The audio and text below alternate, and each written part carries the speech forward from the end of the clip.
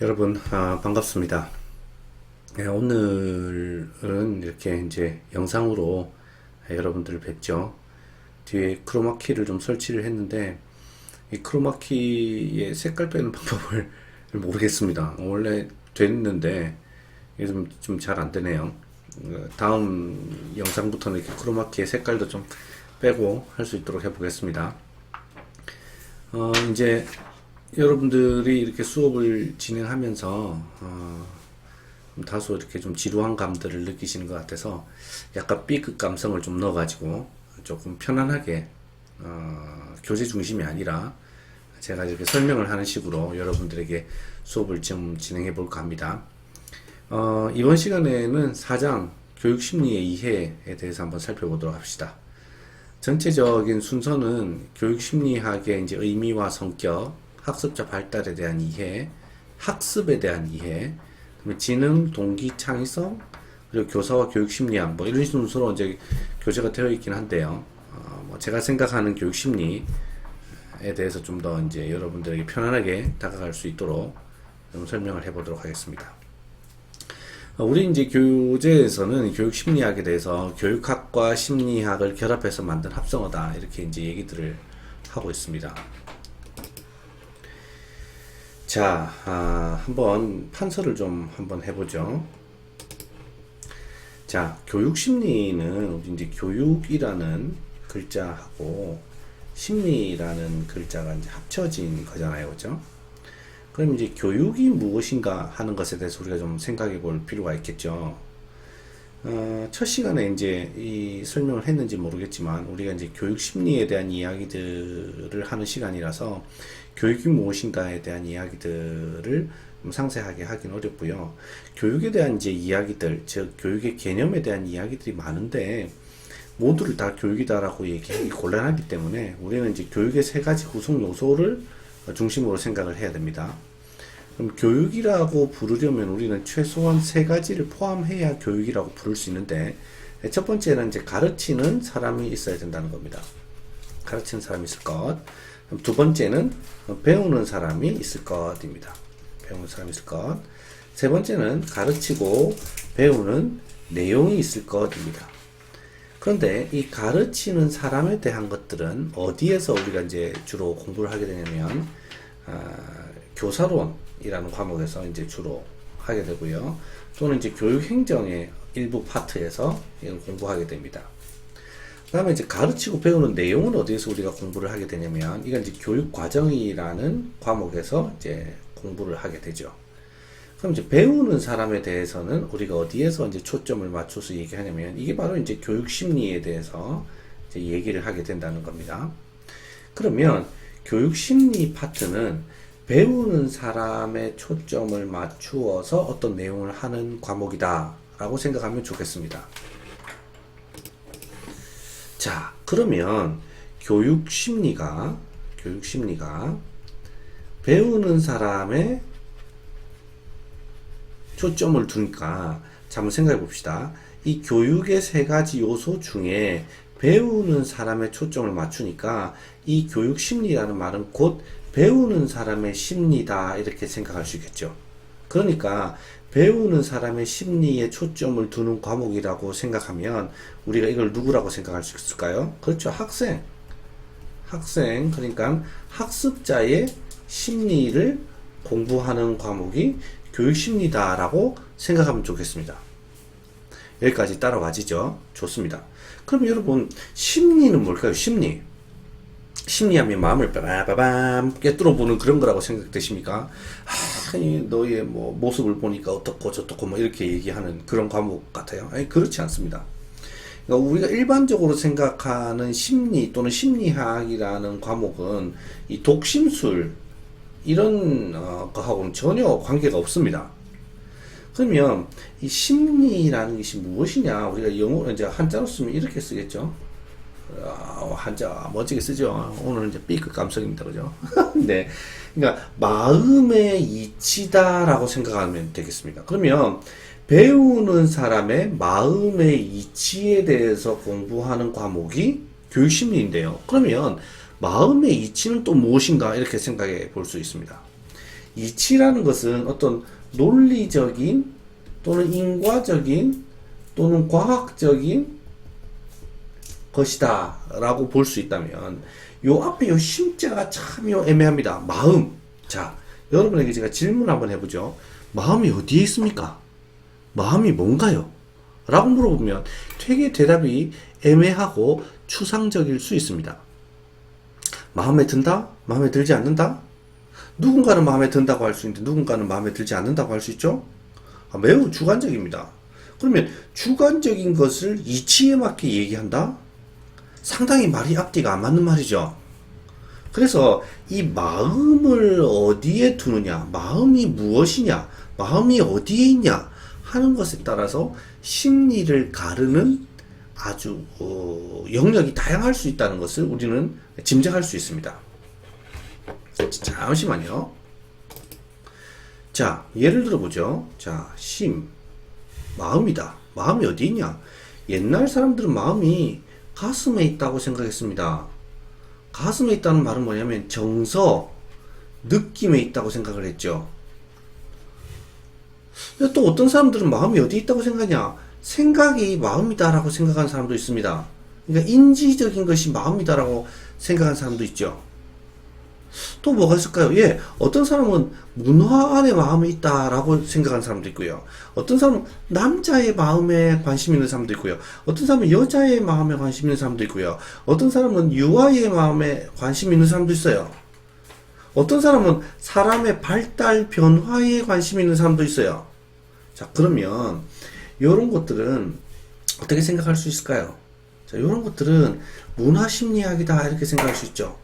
이런 것들은 남성 심리학이다 이렇게 생각할 수 있고, 이런 것들은 여성 심리학이다, 이건 유아 심리학이다, 이건 발달 심리학이다 이렇게 얘기할 수 있는 거예요.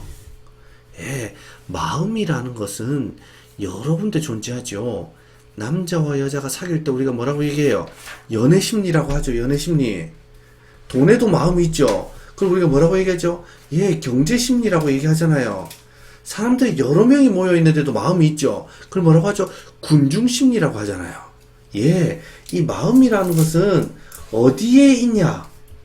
어디에 있냐? 이걸 따지는 게 아주 중요합니다. 그래서 전통적으로 학생의 마음이 어디에 있냐라고 봤을 때 우리는 좀 교육과 관련된 부분에 대해서 생각을 하잖아요. 그러니까 공부를 하는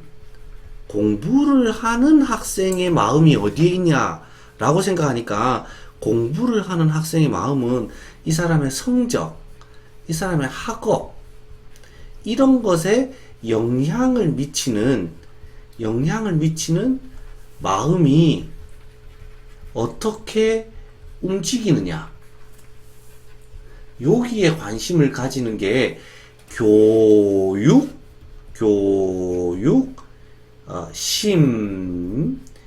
심리다 이렇게 보시면 돼요. 이해되시나요? 아, 교육심리는 물론 교사를 대상으로 하는 교육심리도 있긴 있습니다.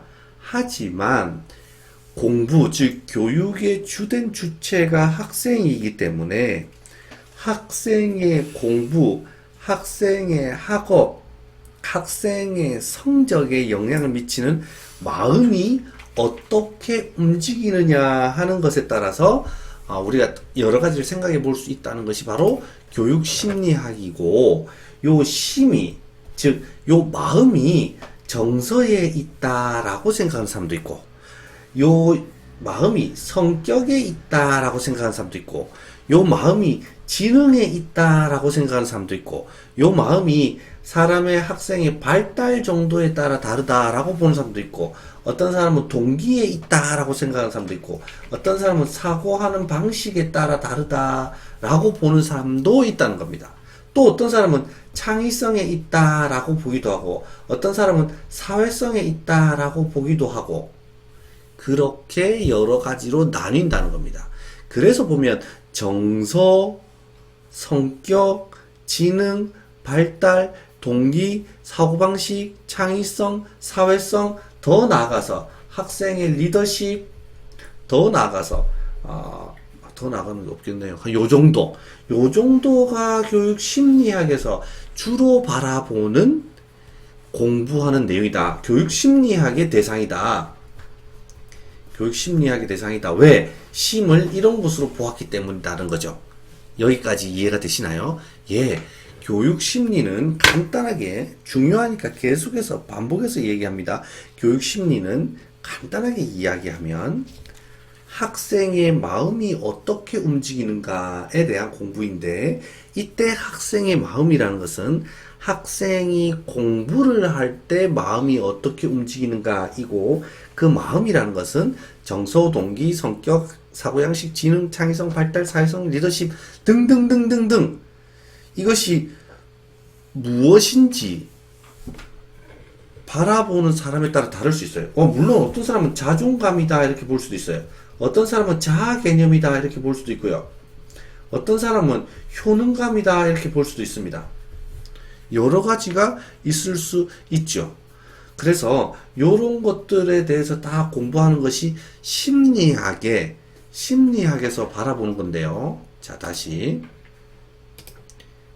이런 것들은 심리학에서도 바라보는 것인데, 일반 심리학이죠. 일반 심리학에서도 바라보는 것인데, 특히 학생의 공부와 관련돼서 이렇게 바라본다면 이것들이 공부에 영향을 미친다 라고 보기 때문에 교육 심리학이다. 일반 심리학이 아니고 교육 심리학이다 보는 겁니다. 이게 어른에 대해서, 어른의 정서를 볼 수도 있잖아요. 그렇죠?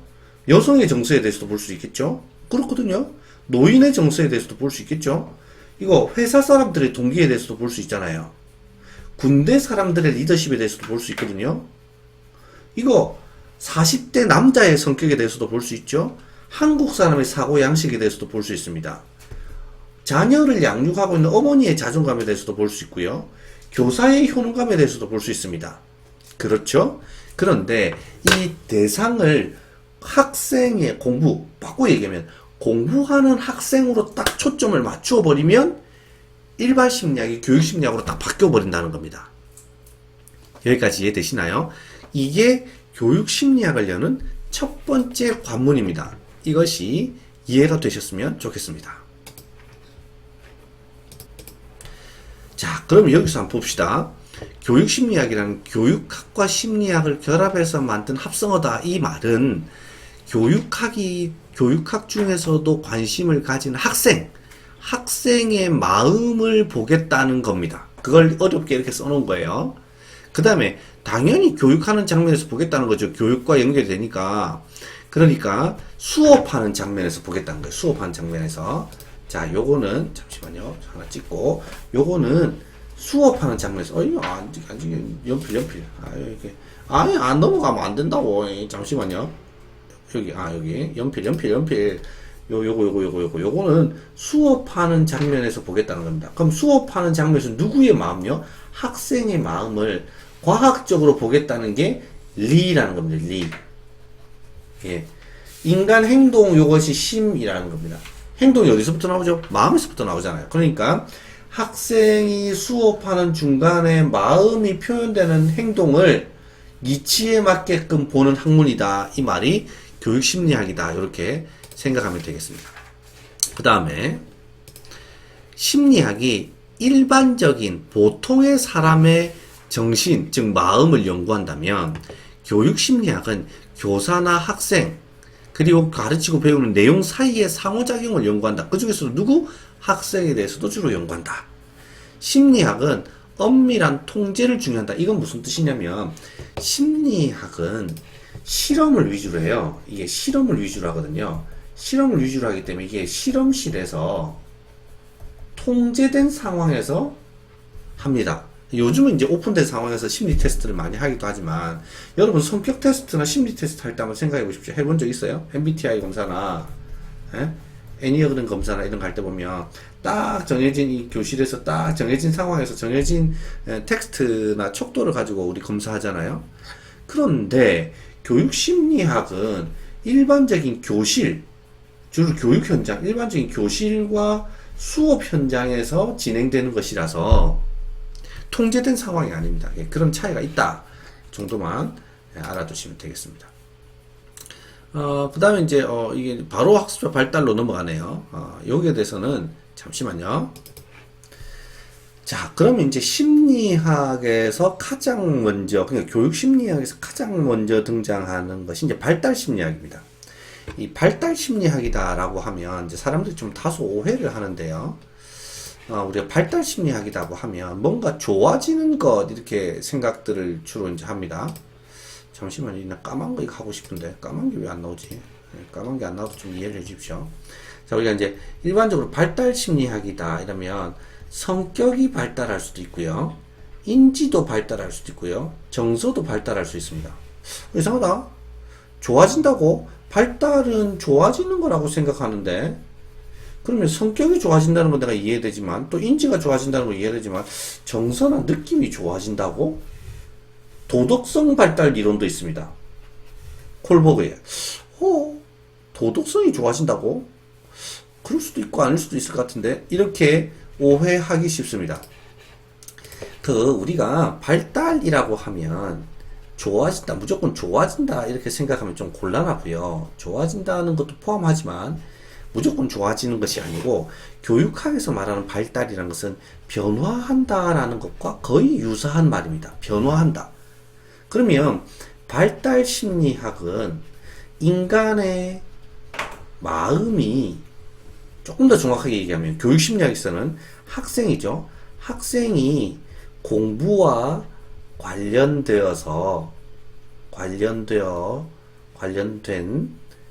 마음이, 마음이 안 들어. 다시 써야지. 잠시만요. 지우고.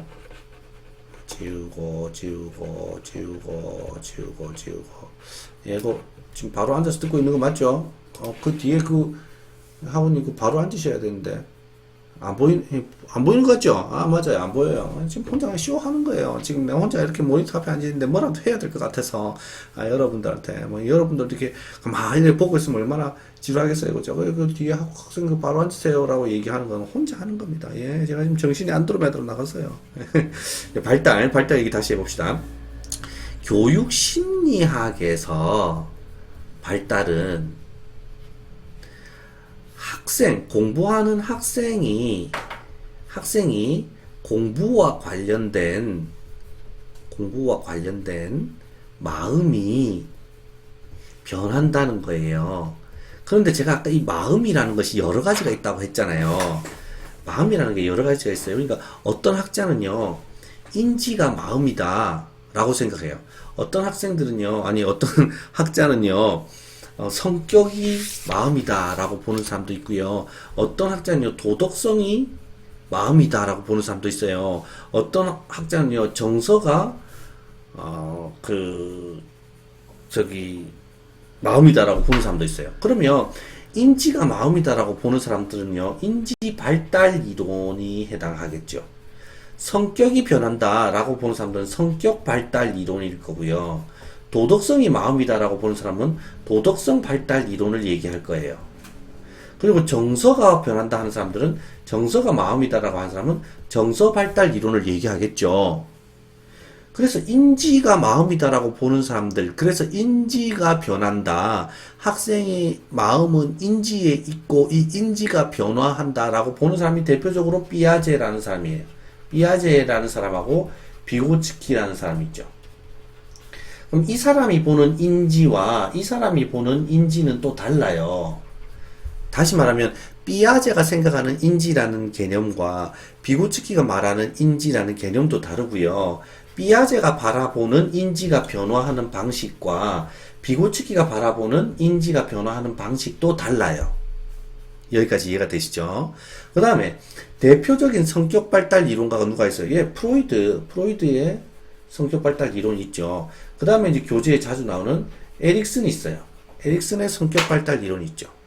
여기서도 프로이드가 말하는 성격과 에릭슨이 말하는 성격은 다르고요. 프로이드가 바라보는 성격의 변화하는 방식과 에릭슨이 바라보는 성격의 변화하는 방식이 달라요. 이해가 되시나요? 똑같은 똑같은 코끼리를 보고요. 나는 코끼리를 파악하는데 코끼리 코를 파악할 거야. 근데 코끼리 코의 길이에 대해서 파악할 거야. 어떤 사람은. 어떤 사람은 코끼리 코의 두께에 대해서 파악할 거야. 어떤 사람은 코끼리 코의 주름에 대해서 파악할 거야. 라고 바라보는 것처럼 사람의 전체적인 마음을 어떤 사람은 인지라는 것으로 좁혀서 보고 그 인지라는 것 중에서도 어떤 것이 인지야 라고 바라보는 것처럼 좁히는 것처럼 코끼리를 접근하는 과정을 마이크로하게 점점 스코프를 좁혀 나가는 것처럼 교육 심리학에서 발달 이론은 학생의 공부와 관련된 마음이 변한다는 건데 그 마음이 인지냐 성격이냐 도덕이냐 정서냐에 따라 다르고 인지라고 바라보는 사람은 또 삐아제나 비고츠키식 인지 발달 이론이 있는데 삐아제가 바라보는 인지와 비고츠키가 바라보는 인지가 다르고 그 각각의 인지가 변화하는 방식도 다르다. 성격 발달 이론 역시 프로이드가 바라보는 성격이 다르고 에릭슨이 바라보는 성격이 다른데 프로이드가 바라보는 성격이 변화하는 방식과 에릭슨이 바라보는 성격이 변화하는 방식이 다르다는 겁니다. 그 다음에 도덕성 역시 마찬가지인데요. 이게 이제 윤리교육과 같은 경우에는 이 말을 좀 더 잘 이해할 거예요. 도덕성도 마찬가지인데요. 도덕성의 이제 대표적인 사람이 콜버그라는 사람이 있어요. 아니 선생님 위에는 다 삐아제, 비고츠키, 프로이드, 에릭슨은 영어로 쓰는데 왜 콜버그는 한글로 쓰시나요? 라고 물어보면 아니 철자를 잘 모르겠어요. 그냥 받아들여요. 아이고 참 부끄럽네요. 이 콜버그 정확한 철자를 모르겠어요. 내 솔직히 말해서 에릭슨도 이게 다 맞는지 아닌지 모르겠어요. 그냥 정확하게 보려면 교재를 보는 게 인터넷을 찾아보거나 몰라요. 아무튼 콜버그가 바라보는 도덕성이라는 것과 길리건과 나딩스라는 학자가 있는데 길리건과 나딩스라는 학자가 바라보는 도덕성이라는 개념이 달라요. 그리고 도덕성이 이 콜버그가 바라보는 도덕성이 변화하는 방식과 길리건이나 나딩스가 바라보는 도덕성이 변화하는 방식도 달라요. 이까지는 이해가 돼요? 정서도 마찬가지고요. 사회성도 마찬가지예요. 자존감도 마찬가지고요. 이게 변화한다 하면 사회성 발달 이론이 돼요. 자존감도 변화한다 이렇게 하면 자존감 발달 이론이 돼요. 무조건 교육에서는, 교육학에서는, 특히 교육심리학에서는 이것이 변화한다 라고 바라보면 인지 발달 이론이다. 발달이라는 말이 붙는다고 생각하면 돼요. 근데 이렇게 생각할 수 있어요. 이제 똑같이 삐아제 이론인데 교육 과정이나 교육공학에서는 삐아제 이론을 바라보면서 뭐라고 얘기하냐면 인지주의 심리학이다 이렇게 얘기해요. 또 인지주의 교육과정이다 이렇게 얘기하기도 하고요. 또 인지주의 교수법이다 이렇게 얘기하기도 해요. 똑같은 인지라는 말을 쓰고 똑같은 삐아제라는 말을 쓰는데 교육과정이라는 학문과 교육공학이라는 학문에서는 인지주의 교수법 또는 인지주의 그 심리학 또는 뭐 인지주의 교육과정 이렇게 표현하는데 반해서 교육심리학에서는 인지 발달이다라는 말을 쓰는 거. 이 발달이라는 말을 쓰는 건 무조건 변화한다. 변화 어디 가서 변화한다. 이것과 관련되기 때문에 발달 이론이다라고 여러분들이 이해하면 좀 더 쉽겠다는 겁니다. 그럼 이제 구체적으로 삐아제 이론은 어떻고요, 비고츠키 이론은 어떻고요, 프로이드 이론은 어떻고요, 에릭슨 이론은 어떻고요, 콜버그 이론은 어떻고요, 길리건과 나딩스의 이론은 어떻고요, 이런 것들은 실제 교육심리학 교직 과목에 들어가면 매우 디테일하게 나오겠죠. 물론 이제 우리 교재에도 일부 그 내용이 등장합니다. 뭐 예를 들면 뭐 삐아제는 인지 조절 동화가 있고 그다음에 뭐 4단계로 인지가 발달하고 비고츠키는 근접 발달 영역이 있고 뭐 1 플러스 1 단계로 발달을 합니다. 스캐폴딩이 필요합니다. 비계 설정을 해줘야 됩니다. 뭐 이런 말들을 하긴 합니다만 우리 이제 교육학 개론 시간 때는 그 내용들을 매우 좀 이렇게 대략 대충은 아니고요. 이렇게 아주 이렇게 수박 겉핥기식으로 이렇게 살짝 다루고 넘어가는 반면에 교육심리학에서는 삐아제를 한 챕터로 다루고 비고츠키를 한 챕터로 다룰 정도로 이제 깊이 있게 이야기를 하는 차이점은 있죠. 이제 교육학 개론 시간이니까 교육심리학이 전반적으로 어떤 것인지를 좀 소개를 하고 여러분들이 앞으로 교육심리라는 교직 과목에 들어갔을 때 어떤 관점으로 내가 교육심리를 바라봐야 되겠구나 하는 것들을 이제 좀 이해하면 좋겠죠. 예, 그런 관점에서 이제 교육 심리에서 제일 먼저 등장하는 게 우리가 발달 이론이다, 발달 심리학이다 이렇게 이제 볼 수 있겠습니다. 발달 이론 또는 발달 심리학 뭐 거의 유사하게 우리가 볼 수 있겠죠. 자, 그러면 다시 이제 우리가 파워포인트로 좀 넘어가 보죠.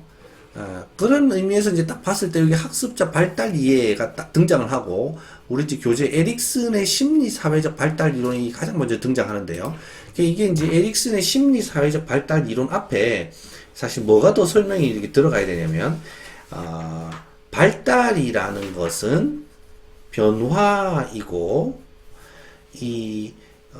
에릭슨의 발달은 성격이 변화한다, 성격이 발달한다라고 보았고, 에릭슨의 심리사회 발달 이론이라는 것은 에릭슨이 바라볼 때 성격이라는 것은 사회적인 관계에 의해서 변화 발달한다라는 것들을 이야기하는 겁니다. 자, 다시 에릭슨의 심리사회적 발달 이론 이렇게 얘기하면 바로 엄청나게 부담이 와요. 그러니까 이렇게 생각해야 돼요. 에릭슨이라는 사람은 학생의 마음이 어떤 마음이요? 공부와 관련된 마음이 어떤 변화에 의해서 영향을 받는다 생각했다고요? 성격의 변화에 의해서 영향을 받는다 생각을 했어요. 이 변화라는 게 발달이라는 단어하고 똑같다 했잖아요. 그죠? 그 학생의 공부의 마음이 성격의 변화와 관련이 되는데 이 성격의 변화는 뭐에 영향을 받냐면 학생의 주변 환경, 더 정확하게 표현하면 학생의 주변 사회적 환경에 따라 영향을 받는다는 거예요. 그러면 생각해 보세요. 0에서 2세 사이의 절대적인 환경은 누구예요? 부모죠, 부모. 3세에서 뭐 한 5, 6세 되면 누구예요? 선생님 또는 또래 친구 뭐 이렇게 될 거 아니에요, 그죠? 그러면 한 10몇 세 되면 누구겠어요? 그럼 뭐 역시 마찬가지죠. 주변의 사람들. 요렇게 복잡하게 생각할 필요 없고 그 나이대에 있는 아이들이 가장 밀접하게 관계를 맺고 있는 사회로부터, 주변 사람으로부터 성격의 변화가 영향을 받는다는 거예요. 그러니까 대인관계 얘기를 하잖아요. 대인관계 얘기를.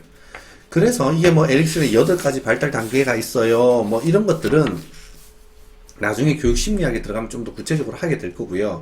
오늘은 간단하게 에릭슨이라는 것이 어떤 마음으로 교육심리, 특히 학생의 마음에 접근하려고 했는가 하는 것들을 우리가 살펴보는 거죠. 자, 그러면 이제 피아제 인지발달 이론 한번 봅시다. 피아제 인지발달 이론이 뭐 동화, 조절, 평형화가 있다. 그 다음 뭐 감각, 운동기, 전조작기, 구체적기, 형식적 조작기가 있다. 이런 것들은 사실 아까 말씀드렸던 것처럼 교육심리학에 가면 아주 디테일하게 배웁니다. 우리는 이 시간에 피아제가 왜 인지발달 이론을 이야기했는지, 피아제의 인지발달 이론이 교육심리학에서 차지하는 위치는 무엇인지를 한번 보자고요. 자, 피아제는 그러면 연필 미안해요. 넘어가 버려서 넘어가면 안 된대. 여기. 피아제는 그러면 자, 요렇게 생각해야 되겠죠. 피아제는 학생이 공부할 때 학생의 공부하는 마음이 어디에 있다고 생각했다고요? 인지에 있다, 인지. 그럼 인지는 뭐예요? 무엇인가를 알아차리는, 인식하고 아는, 무엇인가를 탁 알아차리는, 눈이 땡글 크다. 무엇인가를 알아차리는 게 인지예요. 알아차리는 거. 알아차리는 게 뭐냐고, 나 그까지 설명하면 난 진짜 몰라요. 알아차리는 거. 그건 여러분들 알아서 해요. 알아차리는 거는. 예. 학생이 공부하는 마음이 어디에 있다고 생각했다고요? 인지에 있다고 생각했어요. 인지. 그 인지가 변화한다라고 생각을 했고요. 그 인지가 변화한다고 생각했기 때문에 인지 발달 이론가라고 우리가 부르는 거예요. 그러면 피아제가 바라볼 때 학생이 공부하는 마음인 인지가 어떻게 변해간다고 생각했냐면 요렇게 4단계로 변해간다고 생각한 거예요.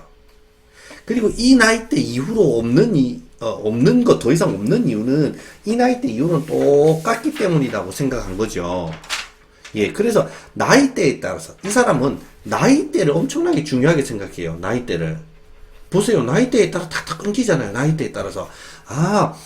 피아제는요, 사람의, 특히 학생의 나이대에 따라서 사람이 생각하는 방법, 즉 무엇인가를 알아차리는 방법이 다르구나라고 생각을 했어요.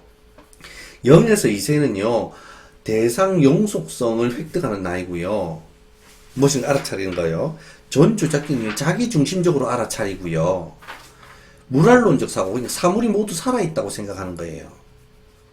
그 다음에 구체적 조작기는요, 바꾸어 생각하는 것도 가능하고요. 보존 개념도 가능하고요. 분류나 서열도 가능하고요. 귀납적 사고도 가능하고요. 형식적인 것들에서 가면요. 추상적인 사고나 가설 세우는 것들을 알아차린다는 거예요. 그래서 형식적 조작기 이후로 가면 우리가 어떻게 돼요? 추상적인 사고가 가능하니까 코미디 프로그램 같은 것들을 보고 되게 잘 웃게 된다는 거예요.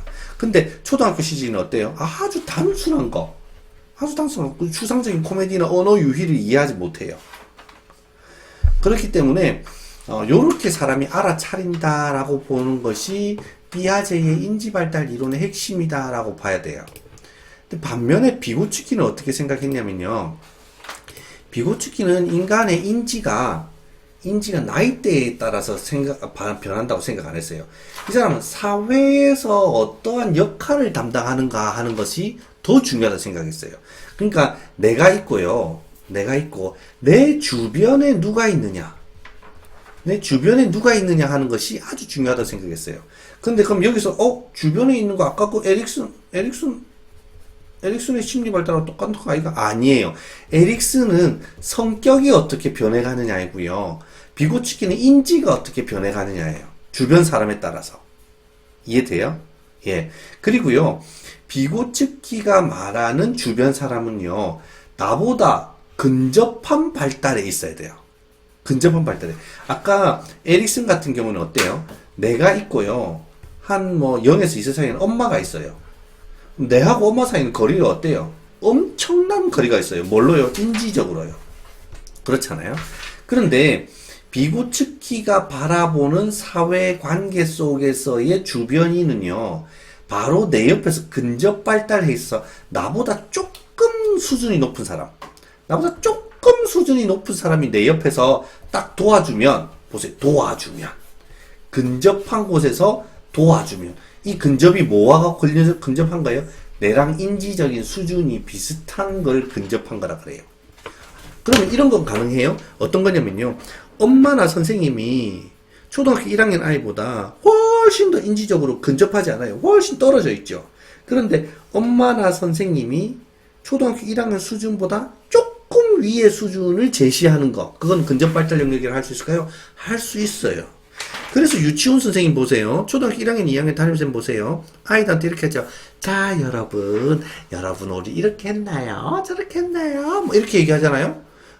제가 어릴 때는 뽀뽀뽀 이런 것도 했었는데, 요즘 유아들 대상으로 하는 TV 프로그램 보세요. 나와가지고 이렇게 설민식 선생님 같이 또 무슨 철학자 같이 유치원 초등학교 아이들한테 이렇게 어렵게 얘기하나요? 절대 그렇지 않죠. 제가 지금 여러분한테 얘기하는 방식대로 초등학교 학생들한테 얘기할까요? 그렇지 않잖아요. 자, 여러분, 쫙쫙 무릎에 손머리 이렇게 하잖아요. 그죠? 그게 왜냐? 그게 근접 발달 영역을 놓아주기 위해서요. 그거를 이제 영어로 John of Praxis,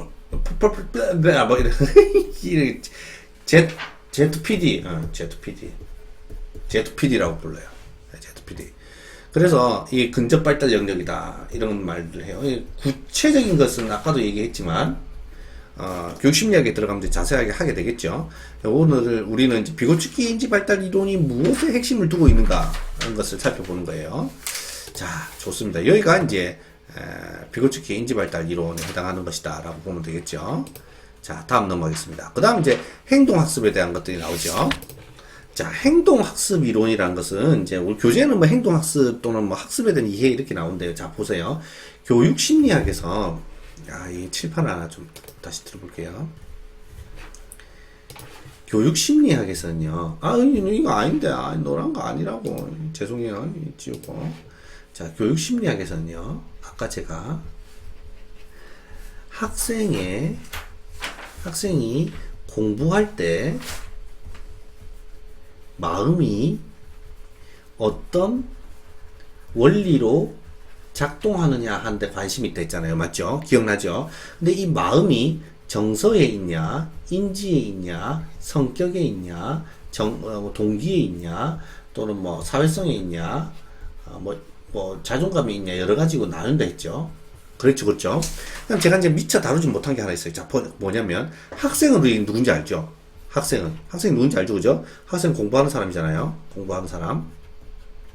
그러면, 공부가 뭐예요, 공부가 뭐예요? 이 공부를 교육학에서는 좀 유식하게 뭐라고 얘기하냐면, 학습이라고 불러요, 학습. 자, 학생의 학습 활동은 똑같이 뭐하고 똑같아요? 교사의 교수 활동과 똑같죠? 예. 그래서 교수 학습 활동이라 불러요. 자, 요건 조금 이따가 다음에 또 이제 다루기로 하고요. 어쨌든, 학생이 하는 공부 활동은 선생님이 가르쳐 주는 공부 내용과 똑같잖아요. 그죠? 그래서 학습이라고 불러요. 그러면 학습이 도대체 뭐냐 하는 것도 교육심리학의 관심사 중에 하나예요. 자, 학습이 뭐냐라고 했을 때, 학습이 딱 정해져 있다. 학습이 일정한 구조를 가진다. 학습이 일정한 틀을 가진다. 요렇게 바라보는 입장이 있고요. 에이, 아니다. 학습은 틀 같은 거 없다. 학생이 만들어가는 거다. 이렇게 주장하는 사람이 있어요. 요렇게 학습이 정해져 있고 구조가 있고 틀이 있다라고 보는 사람들을 구조주의라고 부르고요. 아니고 학습이라는 건 학생들이 만들어가는 거다라고 보는 사람들이 구성주의라고 볼 수 있어요. 이해되시죠? 이 구조주의의 대표적인 게 행동주의가 있고요. 그 다음에 인지주의 학습 이론의 일부가 해당돼요. 일부가. 그 다음에 구성주의에도 인지주의가 일부 해당이 돼요. 여기까지 이해가 되시나요? 좋아요. 요거 꼭 기억해 놓고 있어야 돼요. 빨간 거 칠해. 이씨 됐다 중요. 완전 진짜 중요. 완전 억수 중요. 꼭 기억해 놓고 있어야 돼요. 꼭. 자, 그럼 지울 거예요. 나 지워요. 자, 그럼 봐요. 다시 한 번 더 설명할게요. 까만 거 하고 싶은데 까만 게 안 보이네. 이 업데이트 되면서 까만 게 안 보이나. 나 진짜 정말 속상하고 막. 야, 보세요. 학습, 빨간 거 아니고. 죄송해요. 제가 약간 성인 ADHD기가 있어갖고요. 자, 학습은 구조적인 것과 구성적인 것이 있다고 했어요. 그죠? 맞죠? 자, 또 다르게 학습을 내가 설명해 볼게요. 공부를 설명해 볼게요. 자, 공부랑 교육이 원래 같은 개념은 아니지만 지금은 같다고 봅시다. 자, 공부와 교육이 같다고 봤을 때 우리는 이런 생각을 할 수 있어요. 공부가 가운데 있다고 칩시다. 공부가 가운데 있는데요. 공부를 하기 전과 공부를 하고 난 후는 어떤 변화가 있을까요? 어떤 변화가 있는지 모르겠지만 공부를 하기 전과 공부를 하기 난 후에는 반드시 어떠한 변화가 전제돼요. 아무 변화가 없으면 우리 공부 헛했다, 헛공부했다 이렇게 얘기할 수 있잖아요. 그죠? 그럴 수 있거든요. 그러니까 교육은, 즉 공부는요, 반드시 무엇을 전제로 하냐면 어떠한 변화를 전제로 해요. 변화라는 말 아까 쓴 것 같은데, 예, 어떤 경우는 이 변화를요 발달이라 부르기도 해요. 예, 그러니까 교육은 또는 공부는 발달을 중심으로 생각하기도 하고요. 어떤 사람은 변화라고 표현하기도 해요. 발달이라는 단어를. 그래서 어떤 학자는요, 라이그루스라는 학자가 있어요. 라이그루스. 이 사람 엄청 중요한 사람이에요. 이거 교육공학에 또는 교수법에 라이그루스의 줌렌즈 이론, 정교화 이론, 라이그루스 정교화 이론, 이거 임용이 아주 많이 등장했거든요. 라이그루스의 정교화 이론인데 이 중요한 사람이에요, 이 사람. 자, 어쨌든 이 라이그루스 선생님은요, 그래서 교육을 뭐라고 봤냐면요, 교육을 받기 전과 교육을 받고 난 이유가 어쨌든 변하는 거니까 변한다. 그래서 트랜스가 변한다잖아요. 젠더가 변하는 거, 성이 변하는 게 트랜스젠더잖아요. 트랜스폼, 어떤 형태가 변한다 해서 트랜스포메이션이 교육이다 이렇게 얘기하게 됐어요. 이해되나요? 여기까지. 자, 그럼 보세요. 교육학에서 또는 교육심리에서, 자, 교육을 받기 전과 교육을 받고 난 후, 공부를 하기 전과 공부를 하고 난 후에 어떠한 변화가 반드시 일어나는데, 이 변화가 인간의 행동이 변화한다고 생각하는 사람들이 행동주의예요. 이해되시죠? 이 변화가 인간의 인지가 변화한다는 게 인지주의예요. 아까 인지발달 이론, 예, 인지주의에 인지발달 이론가들이 들어가요. 이해되시죠? 이게 성격이 발달한다. 성격주의는 없어요. 왜냐하면 학습과 관련된 바로 직결된 거니까 인지주의 학습, 행동주의 학습 이론과 인지주의 학습 이론이 있어요. 그 다음에 이것들을 학생이 직접 바꿔간다 해서 구성주의 학습 이론 이렇게 세 가지가 있어요. 공부라는 것이 뭐냐? 세 가지가 있어요. 교육심리학자들이 바라보는 공부라는 것의 종류는 첫 번째는 행동이 변한다는 행동주의, 두 번째는 인지가 바뀐다는 인지주의, 세 번째는 그것을 학생이 직접 한다는 구성주의 학습 이론이 있다는 거예요. 여기까지 이해되시죠? 자, 그러면 다시 파워포인트로 넘어와서, 자, 보세요. 행동학습이라는 것은 뭐냐면, 이 학습이라는 것이, 즉, 공부라는 것이 뭐라고 봤다고요? 행동의 변화다라고 본 거예요. 행동의 변화가 학생이다. 그게 행동주의 학습 이론이고요. 행동주의 학습 이론 다시 전통적 관점에서 행동주의가 있고, 조작적 행동주의가 있어요. 전통적인 것은 뭐냐면 파블로브 개실험이고요. 조작적인 것은 인간이 뚝딱뚝딱 조작을 하면서 인간의 행동이 변한다는 게 스키너의 조작적 조건화설이에요. 이해되시나요? 예. 그 다음에 이제 뭐 기억을 통한 학습이나 의미 구성을 통한 학습이나 이런 것들은 조금 더 교육 심리학에 들어가서 하기로 하고요. 오늘 이제 시간이 많이 됐으니까. 이게 이제 행동주의 학습 이론에 대한 것이다. 라는 것들을 우리 이제 교재에서는 뭐 조작적 조건화설 뭐 이런 말들도 하고요. 그게 이제 보전적 조건화, 조작적 조건화 뭐 이런 말들도 하고, 여기 보면 이제 동기, 강화, 기억 이런 내용들이 이제 등장하는데, 그런 것들은 이제 여러분들이 보시면서 교재를 읽으시면서 조금 더 스타디를 해두시면 좋을 것 같습니다. 자, 이제 그 다음에 우리가 이제 생각해 볼 것들은 이제 그 공부하는 학생이 공부할 때 마음이 변해간다 할 때 그 마음을 지능에 두는 사람이 있습니다. 지능이 뭐예요?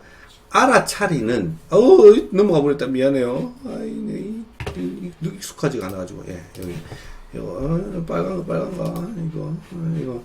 이 지능이, 이 지능이잖아요. 이거 알아차리는 능력이에요. 그러니까 인지하고 아주 닮아 있겠죠. 인지는 딱 알아차리는 것까지가 인지예요. 근데 그 알아차리는 능력, 알아차리는 능력이 어느 정도 있느냐 하니까 인지적인 능력, 그것을 지능이다라고 보면 돼요. 근데 이 인지적인 능력이 과거에는 뭐 스탠퍼드 비례 검사라든지 이런 것들 보면 이제 IQ 검사 같은 것들을 했죠. 근데 요즘은 이제 가드너가 등장하면서 인간이 알아차리는 방식이 여러 가지가 있다. 다중지능이 있다. 뭐, 요런 것들이 요즘 이제 부각이 되고, 이 다중지능 이론이 임용고사에 자주 이제 등장이 되었죠. 그 다음에 이제 우리가 이제 살펴볼 게 동기 이론입니다. 물론, 여러분, 지금은 교육학 개론 시간이기 때문에, 이게 인지적인 부분과 지능에 대한 부분 가지고도 1시간 수업을 해야 하는데, 우리가 교육심리학 시간이 아니기 때문에, 이 디테일하게 다루지는 못합니다. 그래서 교육심리학에 가면, 지능이라는 것이 있었지, 교육학 개론 선생님이 지능 얘기했지, 지능을 알아차리는 능력이라고 얘기했지, 이 알아차리는 능력이 옛날에는 그냥 딱 테스트 해가지고 점수로만 했다면 이제는 가드러라는 사람이 등장해서 알아차리는 방식이 여러 가지가 있다 했지, 그리고 그 알아차리는 방식이 학생이 공부하는 능력과 관계되는 것이기 때문에 지금 우리가 공부하는 것이지 라는 것들을 염두에 두셔야 된다는 거고요. 자, 동기는 뭐냐면 모티브 또는 모티베이션이라고 하죠. 이거는 뭐라고 표현할 수 있냐면, 사람이 어떤 일을 하잖아요. 일을 할 때 일을 하게끔 만드는 힘이에요. 힘. 원동력. 그러면 공부하고 관련된 동기는 뭐겠어요? 학습 동기가 뭐겠어요? 학습 동기는 공부를 하게끔 만드는 힘이, 원동력이 어디에서 나오느냐예요. 자, 그러면 우리가 또 무슨 동기가 있다 할까요? 뭐 군대 동기는 아니에요. 미안해요. 대학 동기는 그 동기 아니에요. 아니에요. 예. 뭐 무슨 어떤 일을 하려고 할 때 동기가 생겨야지 뭐 이런 말들을 하잖아요. 그게 뭐냐면, 내가 이 일을 하려고 할 때 어떤 일을 하게끔 만드는 힘, 그 원동력을 힘이라고 해요. 그럼 이 동기에는 내적 동기와 외적 동기가 있는데요.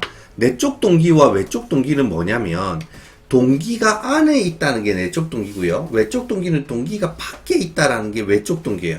자, 쉽게 예를 들어 봅시다. 내가요, 여자친구를 사귀어요. 여자친구를 사귈 때, 여자친구 왜 사귀는데? 라고 물어보면, 이 여자친구 왜 사귀는데? 라고 딱 물어봤을 때, 아, 우리 여자친구 돈이 많잖아. 아, 우리 여자친구 예쁘잖아. 아, 우리 여자친구 성격이 좋잖아. 이거 다 외적 동기예요. 왜 그러냐? 자, 반대로 얘기해 봅시다. 우리 여자친구 돈이 많잖아. 하는 건 여친 돈 없으면 안 사귀겠다는 거잖아요. 여친 예쁘잖아. 하면 여친이 못났으면 안 사귀겠다는 거잖아요. 여친 성격이 좋잖아. 여친 성격이 안 좋으면 안 사귀겠다는 거잖아요. 뭐 그런 거죠. 그러니까 내가 사귀는 이유가 사귐의 바깥에 있다. 이게 외적 동기예요. 그러니까 공부를 해가지고 성적을 올려서 좋은 대학을 가겠다. 공부를 해가지고 자격증을 따가지고 내가 돈을 많이 벌겠다. 뭐 공부를 해가지고 큰 집을 사겠다. 이런 거 다 외적 동기라는 거예요. 이 외적 동기의 대표적인 게 뭐 그런 거 있죠. 우리 어렸을 때, 야, 니 전교 10등한 애들 뭐 아빠가 자전거 사줄게 뭐 이런 거. 요즘은 자전거 얘기 안 하나요? 제가 어렸을 땐 자전거 얘기를 했었는데, 요즘은 뭐 준다고 하나요? 뭐 100만원? 그 큰 돈을. 아무튼, 그런 게 외적 동기다라고 할 수 있고요. 내적 동기는 이렇게 얘기할 수 있죠. 여자친구 왜 사귀었대? 몰라. 여친만 생각하면 막 너무 좋아. 자다가도 걔 생각나고 밥 먹다가도 걔 생각나고 그런 거예요. 그게 내적 동기예요. 좋아서 사귀는 거. 그거를 사랑 그대로의 사랑이란 시에서는 뭐라고 표현하냐? 내가 당신을 사랑하는 것은 당신에게 사랑받기 위함이 아닌 사랑을 느끼는 그대로의 사랑이기 때문입니다. 이런 말을 하잖아요. 공부가 좋아서 하는 거, 그게 내적 동기예요. 에이, 선생님 공부가 좋아서 하는 사람이 어디 있어요? 있어. 그거는 나중에 가드너의 다중지능 이론하고 이제 연결시켜서 사실 설명을 해야 되는 부분인데, 그건 이제 지금 시간이 없어서 좀 넘어가도록 하고, 다음에 또 우리가 이제 오프라인에서 만날 기회가 되거나, 또는 제가 이제 교육 심리를 조금 더 디테일하게 이제 유튜브에서 찍으면, 그때 이제 여러분들한테 얘기를 하도록 하겠습니다. 다음에 이제 창의성에 대해서도 사실 할 말이 많아요. 창의성에 대해서 할 말이 많지만, 뭐, 여기서는 그냥 간단하게 이제 짚고 넘어가겠습니다. 창의성 교육이, 또는 이제 새로운 것들을 만들어내는 것이 인간에게 필요한 능력이고, 그것이 이제 인간의 학생의 마음이다 라고 바라보는 것이 이제 창의성의 또는 교육 심리학에서의 이제 바라보는 최근의 이제 관점 중에 하나다 라고 보면 되겠습니다. 그러면 이제 교사에게 교육 심리학이 왜 중요한가? 그것은 이제 교육 심리학을 공부하면 아까도 말씀드렸다시피 학생의 마음, 학생이 공부하려는 마음이 어디에 있는가를 확인하는 학문이기 때문에 선생님이 학생의 특성을 이해하고 학생을 잘 이렇게 다독여서 공부에 들어가게끔 하는데 상당히 이제 유리하겠죠.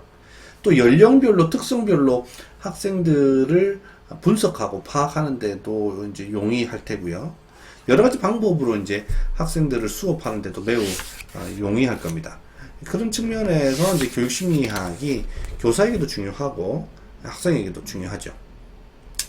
중요한 내용들이 사실 교육심리학에 많이 나오고, 교육심리학은 특히 이제 교육과정, 교육공학과 더불어서 또 교육행정과 더불어서 임용고사에 많이 나오는 학문이기 때문에 여러 가지 중요한 측면이 많습니다. 그래서 이제 나중에 여러분들이 교육심리학에 들어가면 이번 시간에 배운 교육심리학에 대한 전체적인 전반적인 내용을 가지고 조금 더 교육심리학을 더 잘 이해할 수 있었으면 좋겠습니다.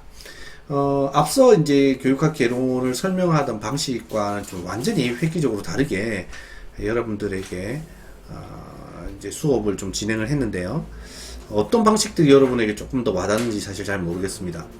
그래서 좀 들으시고 나서 댓글이나 또는 뭐 여러 가지 이제 저희 개인적으로 연락할 수 있는 방법을 통해서 앞서의 방법, 지금의 방법 중에 어떤 것들이 더 좀 더 괜찮은지 여러분들 또 자유롭게 또 의견을 주시면 또 여러분들의 수업에 좀 더 도움이 될 수 있도록 노력해 보도록 하겠습니다.